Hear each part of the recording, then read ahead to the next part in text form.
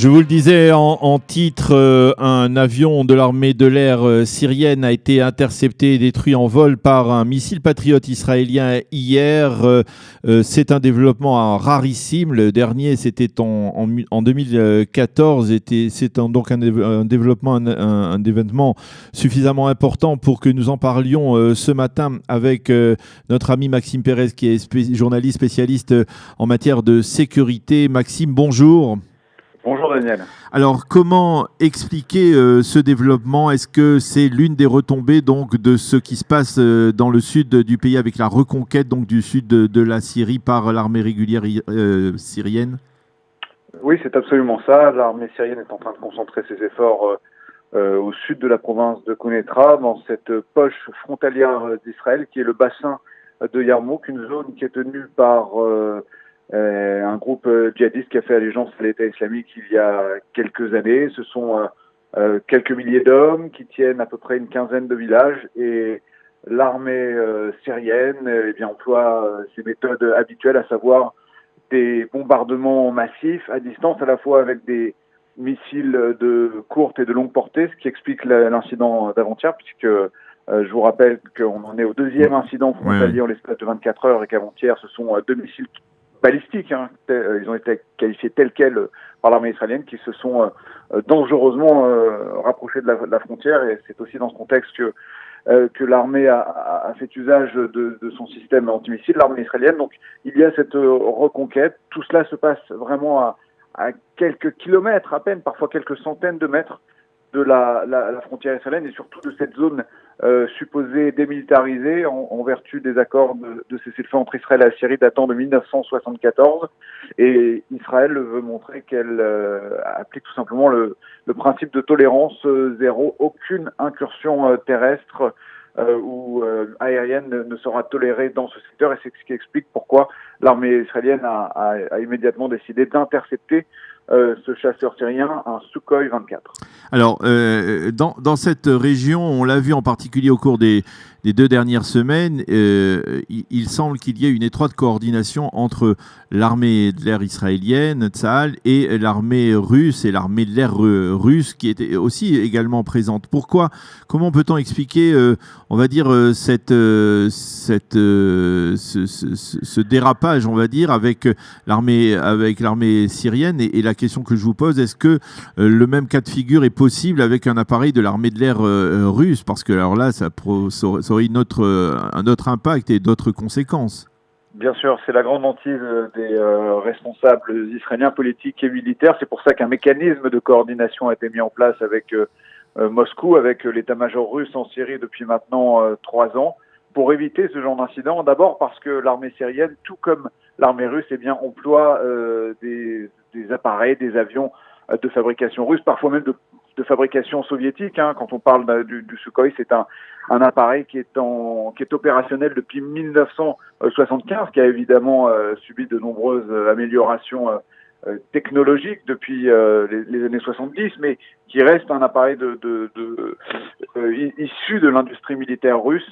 Et à partir du moment où vous identifiez ce genre d'appareil dans l'espace aérien, qu'un radar l'identifie, et un radar est en mesure d'identifier, de faire la différence entre un drone et un chasseur bombardier, et dans une certaine mesure même d'identifier le type de chasseur employé par un ennemi en fonction de sa vitesse, en fonction du missile qu'il va tirer, les Israéliens doivent très vite vérifier s'il s'agit d'un appareil piloté par des Russes ou par des Syriens. Cela fait une grande différence, parce qu'évidemment, imaginez si un chasseur russe était abattu par l'armée israélienne, cela provoquerait une crise majeure avec la Russie, avec Vladimir Poutine, alors qu'on sait que les Israéliens, et notamment Benjamin Netanyahou, s'efforcent de montrer patte blanche, de soigner leurs relations avec Moscou pour pouvoir justement maintenir une liberté d'action sur le territoire syrien, continuer à œuvrer et à mener des frappes pour empêcher cette implantation militaire en Iran, dès lors qu'il y aurait un jour un incident qui conduirait à ce qu'un avion russe soit abattu par la défense antiaérienne israélienne. On peut imaginer que derrière, la plus sérieuse conséquence serait qu'Israël verrait sa liberté d'action, notamment pour son armée de l'air en Syrie, considérablement atténuée. Est-ce qu'on peut imaginer que, après ce qui s'est passé hier et avant-hier, les Russes tentent de calmer, on va dire, Bachar Assad et son armée, ou en tout cas de faire en sorte qu'il n'y ait pas ce genre de bavure?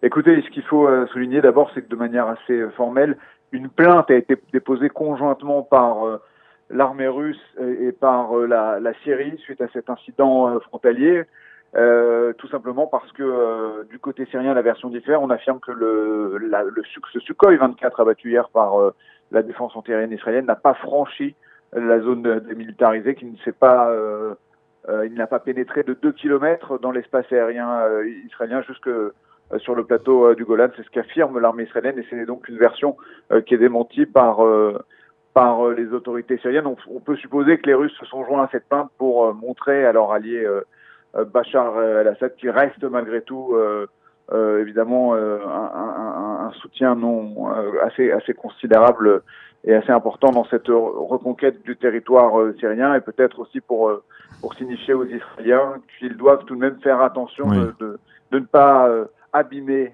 entre guillemets l'appareil militaire de l'État syrien. Alors, dans cet imbroglio et dans ce retour de l'armée régulière syrienne dans le sud de la Syrie, il y a un point important qui n'est peut-être pas obligatoirement compris ou connu en fait de la plupart de nos auditeurs, c'est qu'il y a apparemment une sorte de poche de résistance de Daesh qui est très proche de la frontière israélo-syrienne, mais également, on peut dire, c'est proche de ce que l'on appelle la triple frontière israélo-syrienne, israélo-jordanienne et jordano-syrienne. Apparemment, ce MiG, enfin ce Sukhoi voulait bombarder cette poche de résistance de Daesh, et c'est la raison pour laquelle il s'est approché de la frontière israélo-syrienne. Il y a effectivement encore une poche de résistance, on va dire, de pro-État islamique à proximité de l'État d'Israël? Absolument, pour ceux qui connaissent la géographie israélienne, qui se rendent même de temps en temps au week-end ou en vacances sur le plateau du Golan, par exemple à Catherine, eh bien sachez que dans la région de Catherine, donc dans cette partie sud du plateau du Golan, si vous allez du côté de la frontière, eh bien vous aurez face à vous à peu près une vingtaine de localités syriennes, une partie de la province de Quneitra qui est entièrement sous contrôle de groupes djihadistes, et en particulier donc de cette faction qui il y a quelques années a fait allégeance à l'État islamique. Il ne s'agit pas de combattants étrangers comme dans la plupart des autres provinces syriennes où Daesh a mené des batailles ces dernières années et a même tenu des fiefs. Le plus célèbre d'entre eux, il s'agit de Raqqa, qui a été reconquis depuis. Là, cette fois, dans cette partie sud du plateau du Golan, dans ce qu'on appelle le bassin de Yarmouk, qui part de ce triangle frontalier entre Israël, la Jordanie et la Syrie, qui va à peu près jusqu'à la ville de Quneitra. Eh bien, ce sont surtout ce sont essentiellement des Syriens, des Syriens qui se sont radicalisés, qui sont devenus, qui ont fait allégeance à l'État islamique. Vous savez, en Syrie, notamment dans ces provinces, dans ces campagnes qui sont loin des grandes villes, eh bien, ce sont des grandes familles qui vivent des clans, parfois des clans de plusieurs milliers de personnes qui portent le même nom de famille et qui, eh bien, quand leur chef décide de porter allégeance à un groupe ou tout simplement au régime, eh bien, c'est tout le village qui suit. Là, en l'occurrence, c'est l'État islamique, mais on a connu sur le Golan syrien ces dernières années beaucoup de zigzags de la part de ces tribus qui tantôt allaient joindre massivement les rangs de l'armée syrienne libre, donc de la rébellion, et qui le jour d'après allaient rejoindre les rangs d'Al-Qaïda en fonction des conquêtes et des batailles qui avaient lieu sur ce terrain. Et c'est comme ça que on a donc eu cette poche de l'État islamique qui s'est créée, qui n'a jamais jusqu'ici été touché par les bombardements syriens. Israël non plus est resté dans une position de neutralité à l'égard de ce qu'on peut tout de même considérer comme une menace. Alors, je voudrais vous demander, profiter qu'on se parle, pour également vous demander un peu un éclairage sur la situation dans le sud du pays, avec ce cessez-le-feu qui est entré en vigueur après, on va dire, le pic de tension consécutif à la mort du soldat, du sergent Aviv Lévi vendredi après-midi. Il y a eu une riposte extrêmement massive de l'armée israélienne contre des positions du Hamas et d'autres factions dans la bande de Gaza vendredi soir. Depuis, on a le sentiment que le Hamas veut calmer les esprits, le nombre de départs de feu a nettement baissé. Est-ce que vous croyez qu'on va vers une accalmie ou alors ce n'est que le calme avant la tempête ? Ce qui est sûr, c'est qu'on va vers une accalmie certaine. On a traversé une période qui a quasiment duré 3 mois, qui est partie de ces manifestations qui ont marqué l'inauguration de l'ambassade américaine à Jérusalem, puis ensuite la Nakba, puis ensuite il y a eu quelques escarmouches. Pour la première fois, on a eu des roquettes et des obus de mortier tirés assez massivement contre les kibboutz frontaliers de la bande de Gaza. Puis ensuite, à chaque frappe de riposte israélienne, on a eu également des ripostes du Hamas et du djihad islamique qui ont essayé de créer une nouvelle équation sur le terrain. Et puis ensuite, il y a eu ce soldat qui a été tué la semaine dernière. À chaque fois, on est monté, on est monté dans l'escalade et il a fallu qu'Israël, à un moment, frappe fort, prenne le risque même d'aller vers une confrontation totale avec le Hamas pour rétablir sa force de dissuasion. Vous croyez que justement là, cette force de dissuasion, elle a été rétablie, que le Hamas a bien compris que, encore une fois, si ça continuait comme ça, Israël avait l'intention de au moins de bombarder de manière massive la bande de Gaza ou même de lancer une opération militaire terrestre? Écoutez, le Hamas a été visé assez massivement.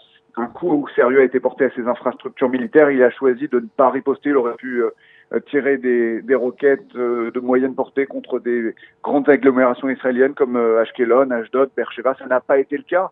Et on aurait pu tout à fait envisager un tel scénario. L'état-major israélien avait pris les devants en déployant un peu partout jusqu'à Jérusalem et Tel Aviv des batteries anti-missiles dômes de fer, donc ce qui prouve que côté israélien on n'était pas totalement sûr de la réponse du Hamas, mais le signal qui a été donné par cette retenue de la part de ce groupe terroriste et du djihad islamique, c'est qu'a priori les factions palestiniennes pour le moment ne cherchent pas l'escalade, mais vous le savez, c'est répété à longueur de journée par les responsables, ou en tout cas certains responsables israéliens, d'ailleurs pas forcément au sein du gouvernement, mais aussi beaucoup dans l'opposition. Il faut trouver une solution à Gaza, car la crise humanitaire est toujours là. Évidemment, il y a un problème posé par le pouvoir du Hamas, mais néanmoins, il y a une responsabilité d'Israël de ne pas faire en sorte que cette crise humanitaire, et si une solution n'est pas trouvée, notamment avec les partenaires régionaux comme l'Égypte, eh bien que tout cela, finalement, ce cessez-le-feu finisse par voler en éclats, parce que le Hamas risquerait de se trouver dos au mur. Il y a du ressenti à son égard dans la bande de Gaza de la part de la population palestinienne, et en dernier recours, il cherchera certainement à retourner ses armes contre Israël s'il n'y a pas de solution. En tout cas, toute cette crise à laquelle on a assisté ces 3 dernières heures visait, du point de vue du Hamas, à faire passer surtout des messages à Israël pour que la situation évolue sur le terrain. Vous le savez, il y a des rumeurs de négociations, de pourparlers indirects entre le Hamas et Israël par l'intermédiaire de l'Égypte, par l'intermédiaire parfois de l'Allemagne et même de l'ONU. Il n'est pas impossible qu'in fine, eh bien, les responsables israéliens se résoudent à entériner cette houdna, cette trêve de longue durée, peut-être d'une durée de 5 ans, de 10 ans, pour éviter la guerre, en contrepartie d'un allègement des mesures à l'encontre de la bande de Gaza et peut-être d'un véritable plan Marshall qui permettrait à ce territoire qui est actuellement, il faut le dire, martyrisé par le Hamas, eh bien, de pouvoir aspirer au développement, à la croissance, et sa population, évidemment, en bénéficierait en premier lieu. Eh bien, Maxime Pérez, merci beaucoup de nous avoir éclairé donc sur ces 2 sujets de tension, l'un au nord d'Israël, l'autre au sud, l'État d'Israël quelque peu pris en tenaille entre les menaces du Hamas d'un côté et puis de la Syrie de l'autre côté. Merci de nous avoir éclairé sur cette situation complexe et bonne journée. Shalom. Merci Daniel.